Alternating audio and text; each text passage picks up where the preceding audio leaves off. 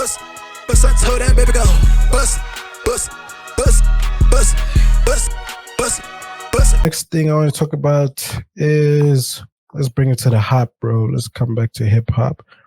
I want to talk about Lil Yachty and James Blake's album Bad Camera. This is probably like the 4th video I'm doing on this album and this collab album and them.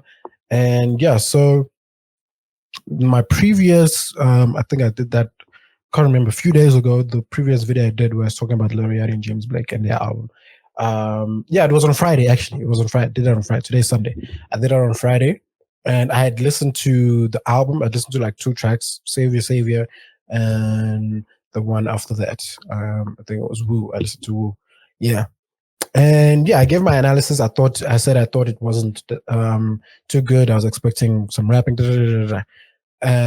Cool. Fast forward Saturday, I listened to it again, all by myself in my room in the dark, listened to it. And yeah, man, I really love it. I thought it was a really, really, really, really, really good album. A really good alternative album.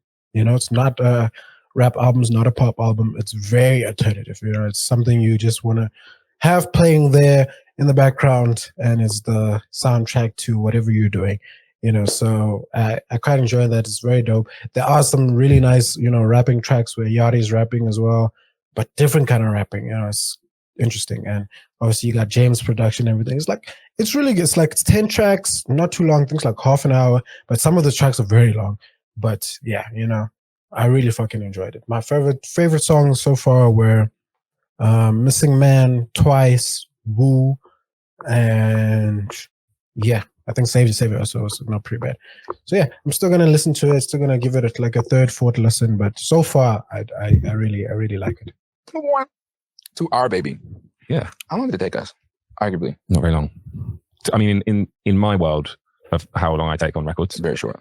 It was pretty short, and you know, like it happened remarkably quickly. But also, the flurry of like how creative it was so quickly is kind of what was. Because normally, like I've had someone go, "Oh yeah, I made an album in 2 weeks," and I'll be like, "Well, yeah, that's you could tell." Yeah, you know, but we. How long did it take? Yeah, I don't know. It was a few months, a couple months. But the only reason it even took that long is because I don't live in LA. Yeah. Had I lived in LA and it was every day, it would have been done in maybe 30 days. How long did the song take? Those episodes. How long? I mean, it took time because they're complex songs. You know, he on his own worked very, very complex songs, very long songs, instruments, tunes, like sounds, bro. Like it's such a musical journey. Listen to it. Like it sounds like wow. It sounds like music, man. It's not like just 808 beat, some niggas rapping, a niggas singing type vibes. No, it's not like that at all. You know, it's very complex. on certain records for months. You know, certain records he worked on for months.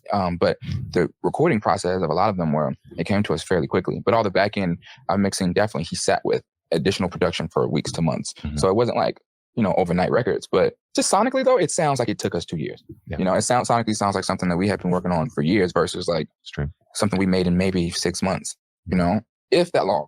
And the 6 months again is June, just because I was away, from him for 6 months. You know, it was a lot of like, and I didn't do anything on my own.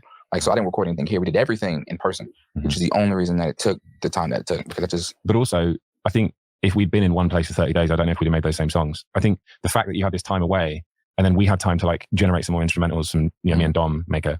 And me working on other shit, you know? I don't know if we were working on other shit in the process, but just us working on shit that sounded nothing like what we were doing, and then coming back and then like going into this, it was always completely fresh. Even from the mixes, even from the mixes that we had prior, it was so fresh, you know? I don't want to get too deep into it, but just like concept, right? Not concept, but just the idea of us kind of putting this thing together is just so life. I actually want to, let me see if I want to go and pull up. I want to pull up the first thing I ever said to James. I DM James in January 27th, 2019. We'll put this on the screen. I said, bro, your album is 10 of 10. It's the best album I've heard since Blind by Frank Ocean. My favorite product right now from start to finish. He did not respond. So then I sent a heart. Damn. James left him on scene. On February 7th, he also did not respond. I was taken at the time. Yeah. So, and he didn't respond till June of last year. But I wasn't on Instagram. When did you send that? In January 27th, 2019. It was right when you dropped. I mean, I probably just started, I think I only started managing my own Instagram probably around 2020. Right. Which album is that? Is that the one we was listening to all the time? We really, like I'll downplay how much we really put that album. Thank you. Like I literally know all of the lyrics of it. I really appreciate that. I got it sometimes. It was just means like a lot, man. Yeah, it's not many albums that start to finish are just amazing. And that one is just like, it's fantastic. I think they're talking about Assume Form, James's album. I really love that one. Yeah, it was special. I think our album also is. I'm so excited about our record, man. I'm so proud of it. I am too. You brought something out in all of it that was so unusual for me, and like the songwriting is on such a high level. Yeah, I wonder how people will react. Not that it matters. Definitely very deep songwriting, very complex stuff. Very, you know. There's a song. Which one is it? I think it's Twice. It's Twice, where it's like Yachty's got like a monologue type vibe, and he's just like speaking in the, you know, the instrumental and the beats just in the background, and he's just like speaking and saying like a whole bunch of crazy, like it's just it's pretty dope. It's pretty sick. It's like, I am extremely curious. I think I love it. I love it. It's so like it's so fresh, and I think you sound like your voice sounds so beautiful in it. Like you're singing, you sound different to anything else you've done. Yeah, I think because it happens so easily. I think it really shows. Like when you hear it, you're like, it feels really natural. And also, like, I think it's genuinely boundary pushing. Yeah, I 100% agree to that extent. That it is. We definitely did something unusual, and I think we just challenged not only ourselves, but just artists to collaborate with just outside the box collaborations, not the comfort zone collaborations. What would you? For sure, definitely. You know, I hope more artists, I hope more collaborations like this will come through. You know, just different sounds, different vibes, not artists doing the same thing. You know, but working with different people, going to different genres. That's why. Now I don't mean to bring it to Drizzy, but that's why I always respect Drizzy, because Drizzy is somebody who always, but maybe not album wise, but definitely single wise, he'll always go into different people's worlds and do different types of single type vibes. You know what I mean? But I mean, like, imagine he did a house album, you know, with Black Coffee, like, you know, so it's definitely crazy. All right, cool. Let's move on. Bust.